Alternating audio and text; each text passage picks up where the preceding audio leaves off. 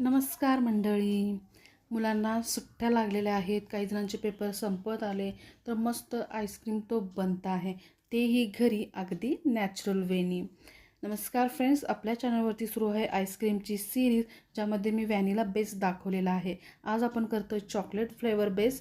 त्यानंतर ह्याच्यामध्ये इथं घेतलेला आहे मी 4 cup measuring cup, 1/4, 1/3, half cup आणि 1 कप आणि हे स्पून. तर इथे दूध लागणार आहे आपल्याला फुल क्रीम म्हशीचं दूध, गाईचं दूध वापरायचं नाही आहे. गवळीचं दूध थोडंसं पातळ असतं. त्यानंतर पॅकेटमधलं मी मिल्क पावडर वापरले, लूज वापरू नका. इथे एक पॅन घेतलं आहे, पॅनमध्ये 1 कप प्लस 1/4 कप दूध आपल्याला लागणार आहे. दूध कच्चं आहे, तापवलेलं नाही आहे. त्यानंतर 1/4 कप आपण घालणार आहे मिल्क पावडर, 2 टेबलस्पून आपण घालणार आहे साखर. त्यानंतर हे कोको पावडर आहे, पॅकेट आहे, लूज वापरू नका. तर कोको पावडर आपल्याला घालायचे आहे 2 टेबलस्पून. ओके. त्यानंतर ह्याच्यात लागणार आहे पिंच ऑफ सॉल्ट आणि डार्क चॉकलेट. तर हे डार्क कंपाऊंड असं मिळतं, रॉ चॉकलेट आहे हे. 400 ग्रॅमचं 4 बार असतात. आता आज आपल्याला 50 ग्रॅम लागणार आहे, म्हणजे 1 बार 100 ग्रॅमचा आहे, तर त्यातलं अर्ध म्हणजे 50 ग्रॅम असं मी मोजलेलं आहे. आणि ते हे चॉकलेट कट करून घालणार आहे. तुमच्याकडे हे चॉकलेट नसेल, तुम्ही डेअरी मिल्कचे 2 पॅकेट्स घातले तरी चालतील, 10 वाले. आता गॅस ऑन करूया. ह्याच्यामध्ये कॉर्नफ्लोअर राहिलेलं आहे, तर कॉर्नफ्लोअर पण आपल्याला घालायचं आहे. आता हे सर्व नीट मिक्स करून घ्यायचं आहे. अजिबात गुठळा होऊ द्यायचं नाही आणि खाली लागू द्यायचं नाही आहे. तर इथं हाफ टेबलस्पून कॉर्नफ्लोअर लागणार आहे. तेही आता नीट मिक्स करूया. गॅस ऑन आहे.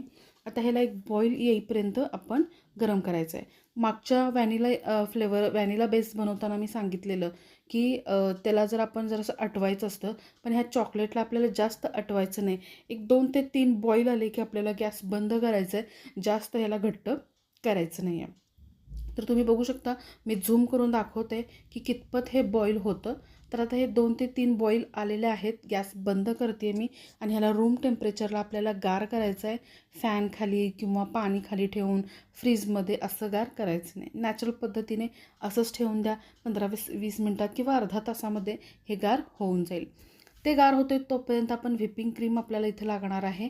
हे 1 किलोचं पॅक आहे. आपल्याला हे फ्रीझरमध्ये स्टोअर करायचं असतं. जेव्हा यूज करायचं त्याच्या आदल्या दिवशी फ्रीजमध्ये काढून ठेवायचं. नसेल जमत तर 1 तास बाहेर काढून ठेवा. तेही विसरलं असेल तर 1 बादली पाणीमध्ये तुम्ही हे पॅकेट बुडवून ठेवू शकता. तर आता हे आपल्याला लिक्विड कन्सिस्टन्सीमध्ये पाहिजे. मी इथं 1 कप प्लस 1/4 कप क्रीम घेतलेलं आहे. माझ्याकडे हे बीटर आहे फिलिप्सचं 300 वॅटचं. तुम्हाला जर आईस्क्रीम करायचं असेल कुठलंही CMC GMS वापरून किंवा हे नॅचरल पद्धतीने, तर तुम्हाला हे बीटर कंपल्सरी लागतं.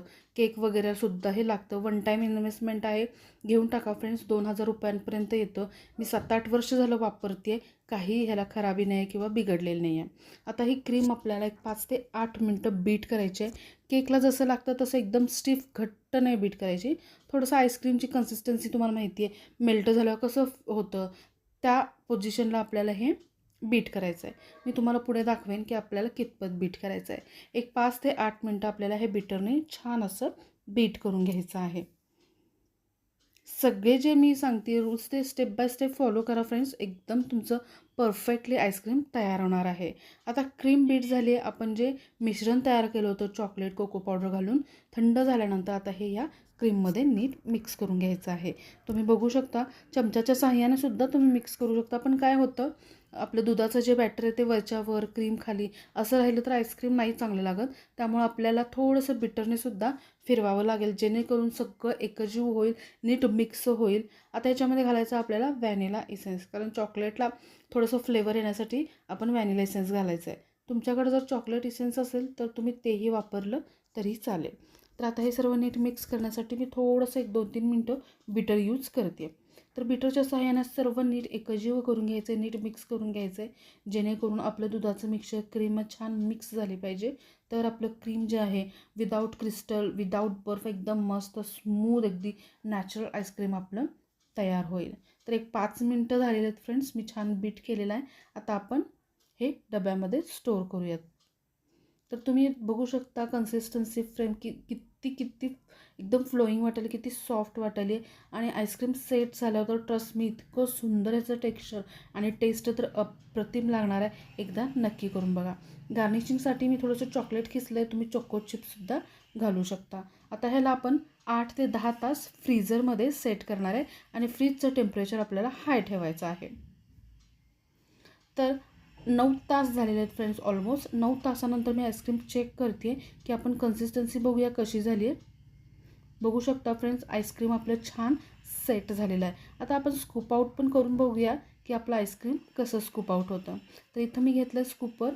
तुम्ही बघू शकताय किती इझिली एकदम फ्लोमध्ये मी आईस्क्रीम जे आहे ते स्कूप आउट करते. टेक्स्चरसुद्धा तुम्हाला दाखवते फ्रेंड्स, किती सुंदर आलेलं आहे आपल्या आईस्क्रीमला. आणि अगदी झटपट आहे फ्रेंड्स. मिक्स करा आदल्या दिवशी रात्री, सकाळपर्यंत तुमचा आईस्क्रीम तयार, किंवा सकाळी मिक्स करा, रात्रीपर्यंत तुमचा आईस्क्रीम खाण्यासाठी तयार. पार्टी असू दे, किटी पार्टी असू दे, फ्रेंड्स येणार असू दे, पाहुणे येणार असू दे, कुणीही येणार असू दे, तुम्ही आईस्क्रीम झटकीपट अगदी नॅचरल पद्धतीने बनवू शकता. कलर टेक्स्चर तुम्हाला दिसतंय फ्रेंड्स, किती सुंदर दिसत आहे आणि टेस्टला तर अप्रतिम झालेला आहे. ट्रस्ट मी, एकदा ह्या पद्धतीने आईस्क्रीम तुम्ही नक्की करून बघा. स्टेप बाय स्टेप अगदी इझी पद्धत आहे. जास्त काहीही ह्याला मटेरियल लागत नाही आहे, त्या घरामधल्या मटेरियलमध्ये होतं. फक्त व्हिपिंग क्रीम तुम्हालाही आणावी लागते. टेक्स्चर तुम्हाला चमच्याच्या साह्याने पण दाखवते की किती सॉफ्ट आपला आईस्क्रीम दिसत आहे. तर फ्रेंड्स, या आपल्या आईस्क्रीमच्या सिरीजमध्ये मी बटरस्कॉच, मँगो, रसमलाई फ्लेवर दाखवलेला आहे. आज मी चॉकलेटचा आईस्क्रीम दाखवलेला आहे. येणाऱ्या पुढच्या व्हिडिओमध्ये काजू शेक, फालुदा, त्यानंतर कसाटा, असे बरेचसे मी आईस्क्रीमचे फ्लेवर्स घेऊन येणार आहे. तर पुढचे व्हिडिओ बघण्यासाठी चॅनलला नक्की सबस्क्राईब करा.